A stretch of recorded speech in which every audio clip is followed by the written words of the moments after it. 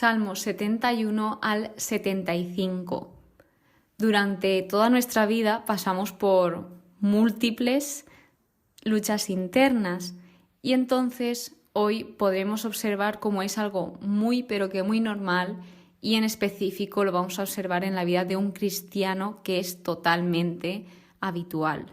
Entonces, una lucha interna lo que lo definiría es como esa división entre lo que debemos hacer y lo que queremos hacer, es decir, y nosotros tenemos que decidir qué hacer, si lo que queremos o lo que debemos. Entonces, pues empezamos por el Salmo 71, que aquí se encuentra un anciano suplicando. Posiblemente se dice que está escrito por un levita o un cantor y lo que hace es evocar a su pasado volviéndose al Señor, volviéndose a Dios. Entonces, pues vemos cómo él se va acogiendo a Dios al principio del Salmo y tiene algo muy, pero que muy claro, que es que no quiere quedar confundido. O sea, de lo primero ya nos lo deja claro. Yo decía, es que es importante el no confundirse porque la confusión empieza a traer duda, empieza a llevarte a sobrepensar las cosas y esto pues nos puede llevar a sitios muy malos. Entonces, claro, al final la confusión te puede llevar también a tomar decisiones equivocadas y a no seguir por el camino correcto. Entonces, lo que está pidiendo esta persona al Señor es, por favor, Señor, que no quede confundido. Y lo que pide también es salvación para aquellos, mejor dicho, por aquellos que le están persiguiendo. Es decir, hay personas que le persiguen y él pide ser libre, salvarse de esto. De modo que, a pesar de todo lo que le está pasando, está depositando toda su confianza en Dios y le deja muy claro que Él es su refugio seguro. Ojo con el adjetivo, seguro. También le pide encarecidamente que por favor, que no le rechace, que no le abandone, que no se quede tan lejos. ¿Y esto por qué? Porque no lo he dicho, pero el tema de este salmo es la confianza y el envejecimiento, es decir, la etapa del envejecimiento que una persona se está viendo ya mayor y está diciendo, por favor, Señor, no me dejes, no me abandones, yo quiero estar contigo. Así que pues también está diciendo que va a esperar sin cesar y que pues reconoce esa protección constante que ha tenido esta persona desde su juventud, que dice, oh Dios, me has instruido desde joven y he anunciado hasta hoy tus maravillas. Así que era una persona que daba testimonio del Señor y encima es que tenía un deseo inmenso de que otros pudiesen aprender de la experiencia propia que él tenía y además también que aprendiesen a confiar en el Señor, que su testimonio pues diese esa lección de confianza y esa seguridad. Entonces no se deja atrás el agradecer al Señor, darle esas gracias por su fidelidad y por rescatar su vida.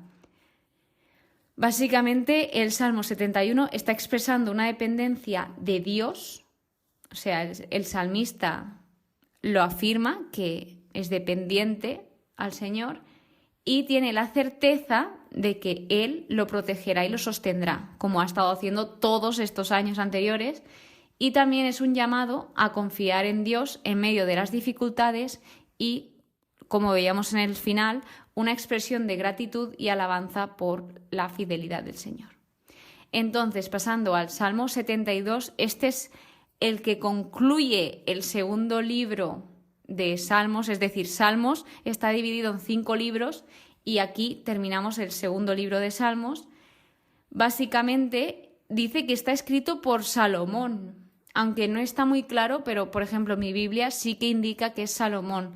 Hay algunos que piensan que fue David que se lo dejó escrito a Salomón y Salomón lo que hizo fue recopilar todos los salmos de esta sección del libro 2 y simplemente lo que puso fue el último versículo, el fin de las oraciones de David, hijo de Jesé, y ya está, pero pues dicen que también fue Salomón y otra teoría es que Salomón le escribió este salmo a su hijo. Pero está calificado como salmo mesiánico porque muchos versículos han sido interpretados como referentes del reinado de Cristo, o sea, como referencia de su reinado, de que en un futuro pasará.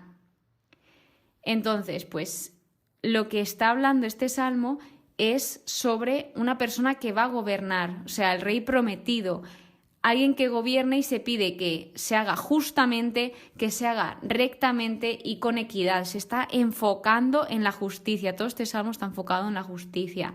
Además, también se destaca la protección para los pobres y los necesitados, que se defiendan a los humildes, que se salve a los pobres y también esa justicia, como he comentado, que se aplastará al opresor. O sea, que al final siempre ganará esa justicia.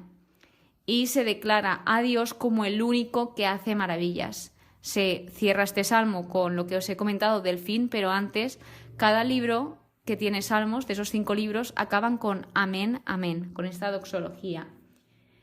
Entonces, otra curiosidad de este salmo es que utiliza un lenguaje poético y simbólico para expresar las cualidades y atributos del rey justo y su impacto en la sociedad, es decir, el cómo sería un rey justo, o sea, como para dar ejemplo y dejar por escrito cómo sería ese ideal rey justo.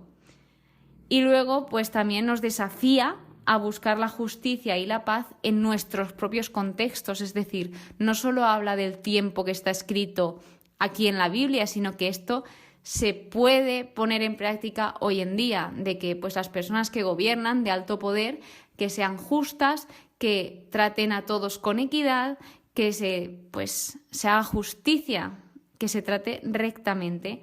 Así que pues lo que hace es concluir este libro presentando la esperanza de un rey justo y sabio que gobernará con equidad. Es decir, como está terminando este libro, se deja al pueblo con esa esperanza de que vendrá un rey que será justo y pues se cree un mejor clima, un mejor ambiente para todos. Y bueno, no os he comentado, pero cuando habla del fin de las oraciones de David, también hay oraciones y poemas o cantos, o sea que no simplemente son oraciones, sino que también son usados como cantos algunos salmos. Y está escrito, debajo de cada título te indica, pues si es para cuerda, para qué instrumento, depende del salmo porque no en todos está especificado, pero sí que en muchos te dan como instrucciones de para qué instrumento se utilizaba.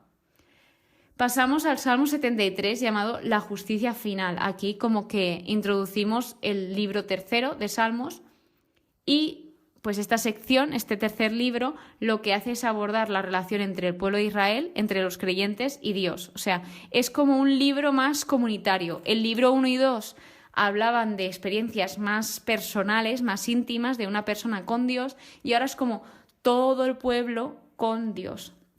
Y este está escrito por Asaf. Asaf era una persona que ayudaba en el templo del Señor. Y aquí es donde se habla de esas luchas internas. Habla de una persona pues que está viendo que los injustos prosperan y él, que está obrando con justicia, pues como que no le pasan cosas muy buenas, que siempre se está enfrentando a pruebas, a dificultades. Entonces llega a frustrarse, que esto sigue pasando a día de hoy, que se siguen viendo muchas injusticias y decimos, jolín, es que si esta persona es así y le pasan todas estas cosas buenas, ¿por qué a mí no si yo lo hago todo bien? Pero ojo, a esas personas eso que le pasa es aparente, es temporal. O sea, todo tiene un tiempo y esta persona, o sea, Asaf se dio cuenta de esto cuando el Señor le abrió los ojos, porque primero pues reconoce lo bueno que es Dios, habla sobre los limpios de corazón, que tener limpio el corazón o estar limpio de corazón se refiere a ese llamado a vivir en integridad delante de Dios y de los demás, es decir, a vivir en coherencia con lo que decimos. Y pues nos está comentando, nos está dando testimonio de que casi pues se deja llevar por la tentación, de que casi resbalan sus pies. O sea, este salmo también es un proceso de reflexión, donde ahora estamos en la primera parte, que es como la parte desalentadora, donde él se encuentra pues reflexionando sobre todo lo que le ha pasado, que casi se va al pozo, pero pues él va poco a poco dándose cuenta de las cosas. O sea, habla sobre cómo actuaban los malvados, también nos dice que casi actúa como ellos, o sea, se rebaja a su nivel y empieza a hacer el mal, y que le costaba muchísimo pensar con claridad, pensar en hacer el bien, porque estaba viendo como que las personas que obraban el mal prosperaban, entonces pues estaba frustrado. Pero dice, en la segunda parte donde ya ve con claridad, dice, hasta que acabé entendiendo el destino de los malvados. Es decir, nos va contando que a medida que él se va acercando a Dios, a medida que va entrando en su presencia, va comprendiendo las cosas, como que el Señor le va abriendo los ojos y pues se van yendo todas las mentiras, porque al final Dios es verdad. Y bueno, pues después de esto, pues ya nos dice que Dios le toma de la mano, que le guía, que le conduce, o sea, que no le deja solo, que lo lleva por el buen camino. Y nos dice, estando contigo no hallo gusto en la tierra. Es decir, que ya experimentando el amor de Dios, todo lo que hay aquí en la tierra se le queda corto. Y también nos deja claro que los que se alejan de ti se pierden. Y yo creo que más que se pierden, se confunden, que al final es similar. Una cosa lleva a la otra. Entonces, pues esto nos puede pasar, que si nos vamos alejando de Dios, pues vamos viendo como borroso, y cuando nos vamos acercando vamos viendo más claro, como le pasó aquí a Asaf. Entonces él dice en el versículo 28, mi bien es estar junto a Dios, es acercarme a Dios. Entonces vemos cómo esta persona ha ido pasando por ese proceso y ha llegado como a una conclusión de que al final pues él tiene que obrar conforme al Señor, y que el tema de este salmo, aparte de la lucha interna, es la envidia. Él llegó a tener envidia por las personas que iban prosperando haciendo pues cosas que no agradaban al Señor. Y luego aquí se ve esa lucha que hay entre la fe y la duda, porque él dudó. Y a pesar de eso, pues le costó, porque nos lo dice que le costó confiar, pero seguía confiando. Entonces, pues a pesar de todo esto que le pasó, este salmo también está escrito para darnos lecciones de sabiduría que nos llevan a acercarnos al Señor. Y el Salmo 74 también está escrito por Asaf. Se supone, o sea, una teoría es que está escrito durante o después del exilio babilónico y se llama Lamentación tras el saqueo del templo. El templo de Jerusalén fue saqueado muchísimas veces, incontables veces. Lo construyó Salomón, ¡pam!, lo deconstruyeron.